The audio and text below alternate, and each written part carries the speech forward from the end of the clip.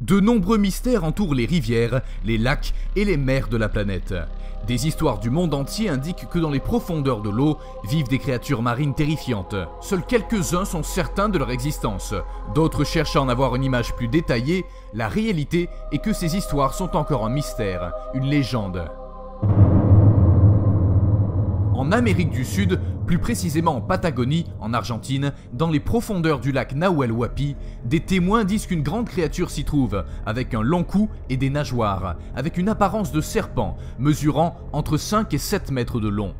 Pendant longtemps, les tribus indigènes de la région ont parlé de l'existence de quelque chose de très grand à l'intérieur du lac, mais c'est seulement en 1910 que George Garrett a vu la créature pour la première fois, émergeant près d'une entrée rocheuse, s'élevant 6 mètres au-dessus de l'eau et disparaissant sous les vagues. En 1922, Martin Sheffield, un chercheur d'or, qui prétendait avoir vu un animal à long cou qui ressemblait à une bête, en plus de trouver de grandes empreintes de pas sur la côte et des étendues de brousse qui avaient été écrasées, a observé quelque chose d'autre de remarquable. Les théories de l'existence de Nahuelito vont d'une population résiduelle de dinosaures aquatiques à certaines mutations causées par des expériences nucléaires. Une théorie plus douteuse sur l'existence de ces créatures marines suggère que tout cela est dû à une imagination hyperactive et à des enregistrements flottants. La réalité est que jusqu'à présent c'est un mystère non résolu, réel ou non, les habitants de la région profitent de son existence. Sans quitter la Patagonie, Carlos Pinto affirme avoir vu une autre créature étrange nager dans la rivière Puelo, qui se jette dans le lac Vidal-Gormaz. Le témoin a affirmé que la créature avait la tête d'un petit poulain, une crinière rigide et courte, une peau brillante, en plus de pattes similaires à celles d'une oie. Changement de cap toujours en Amérique du Sud, allons au Brésil, où nous avons entendu l'histoire d'un serpent d'eau géant qui vit dans le fleuve Amazone, appelé Yakumama, qui selon les peuples indigènes peut atteindre des longueurs massives de 50 mètres et une largeur de tête de 2 mètres.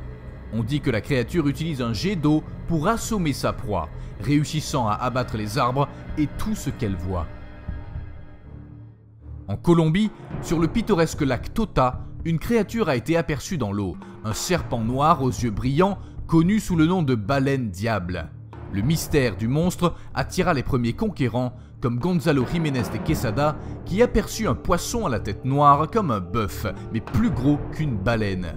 L'explorateur français Gaspard Théodore Molien a vu la créature en 1823, tandis que l'écrivain Manuel Ancizar l'a vue en 1852. La vérité, c'est que quelque chose d'étrange parcourt les eaux du lac Tota, mais personne ne sait ce que c'est. La réalité est que partout dans le monde, les rivières et les lacs font l'objet de nombreuses légendes qui parlent d'êtres étranges vivant dans leur profondeur. Ils sont inconnus de la science, mais il n'y a toujours pas de preuves concrètes de leur existence. Pourtant, ils vivent bien dans l'esprit de ceux qui les ont vus.